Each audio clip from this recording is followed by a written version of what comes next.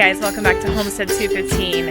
I am out here doing just a kind of a garden work prep day. I haven't done a video for a long time and I wanted to get back on here and share some things with you guys that we've been up to, how the garden's doing so far this year, and give you kind of a life update. For those of you that know us, you know probably why I haven't been on here for a long time. In the past year, we have actually added a family member to our home, and so that kept us pretty busy. A little one that we just had to keep some extra eyes and hands on in the garden. I wasn't able to put her on video for a while, and so now that she's able to be on camera and officially part of our family, then I can be a little bit more able to take some videos while I'm out here, because I couldn't, I just wasn't able to take videos while she was out in the garden with me working. So I will introduce you to her sometime soon, our newest daughter, Melissa Jo. But wanted to give you kind of an update on where we're at this year. It's kind of the middle, almost end of April at this point, and I haven't had a whole lot of time to get out here yet to kind of clean things up from last year and get the garden ready and going. I do have some radishes that I've started, but other than that, I've not done much at all. So I wanted to just kind of show you what we already have growing back, some perennial things that came back this year that are doing well, but also just kind of give you a general layout and idea of what we're doing this year with our garden. So let's turn it around and here we go. All right, so for those of you that have been with us before, this is kind of the entrance of my garden. Got some arch trellises here that we like to grow things on, and we'll get some things planted there soon. But as you first walk into my garden, let me close this so my chickens don't come in. Stay there, not coming in today.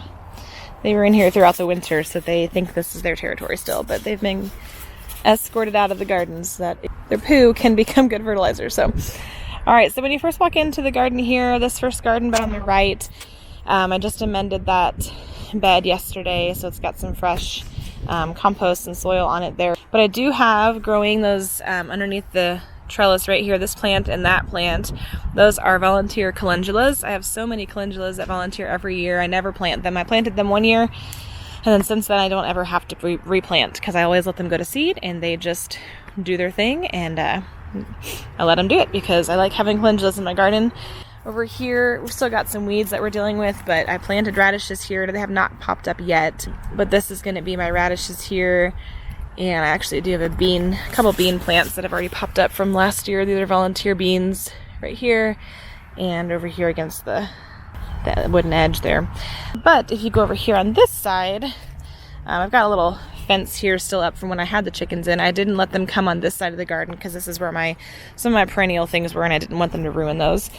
So over here we've got garlic planted in this bed, doing really well, and the rest of the bed's not planted yet and actually has a lot of weeds, and I need to do some amending and things like that. Over here in this bed, all these little white flowers that you can see all over the place, those are my strawberry plants, and you can tell they're taking over the pathways. There's a good cluster of strawberries happening right in there.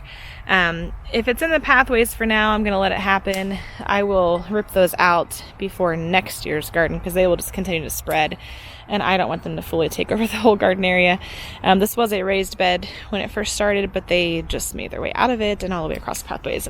But I'm going to let them do their thing for now, at least. If they continue to spread too much, I'll tear them out. You can see they're going over that way in the pathways as well. So I may have to tear some of them out and put some runners up in my green stalk or something like that.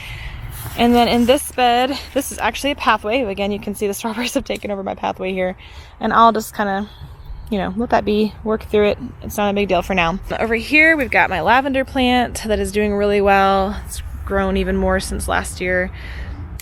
And then the whole rest of this is weeds. I have not come through here yet. They've just taken over my garden this year. Because again, I had a little one that I was tending to last year, taking care of, and just my time in the garden did not, I couldn't keep up with weeds and stuff last year. So we're catching up this year, and she's a little bit older now, so we're able to have her help with things. And so, yeah.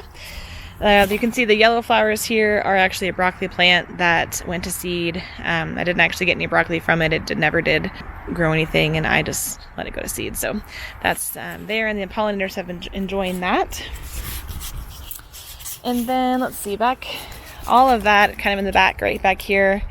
that is all either leftover plants from last year that I haven't torn down yet, like some tomato plants, and there's a kale plant and different things, or there's just weeds that have taken over. So I've got a lot of work to do on this side of the garden. You can tell the weeds took over this side because I didn't let the chickens in. On this side, because I had so many perennial things, that over there is all just grown over, and I gotta go through all of that. On the side that chickens were in, now I have laid some mulch, so some of this is fresh mulch, so it's a little bit better looking than it was. But you can tell, like, just even in this bed alone, it's not completely overtaken. You can see that the chickens have had their claws all over this. So there are a lot of, since I have let them, they haven't been in here for a couple months now, a few months. But I do have some onions that overwintered, and they're still doing okay. Some weeds, but a lot of these little green plants, these are all calendulas. I mean, there's like probably 40 to 50 calendula plants that have all popped up all throughout here, throughout this bed. So I'm gonna probably leave some of them and transplant some other places in the garden, just because I don't need all that many in one spot, and I do intend to plant some other things here. So as I'm planting other things, they'll have to move anyway, or they'll get ruined. So I will probably move some of those around and put some in my green stalk and other places in the garden as well. This is my kids' garden that we have not planted this year so far. It does have some chamomile. This is chamomile right here that has come back this year and is doing well. Again, it's not flowering yet. This is an onion that overwintered, calendula pop-ups, volunteer plants a couple places, and then some weeds and different things as well. So we'll have to refresh this, and the kids get to plant that here soon. This bed right over here, I have my chives that have come back full force, and you can see they're flowering. I just love chive flowers. I think they're so fun and so pretty. I said this before, I think, but they remind me of the movie The Lorax, just the nature of how they look. They're just so fun, very pretty. So fresh chives is always a fun thing to have, good thing to have when you're cooking.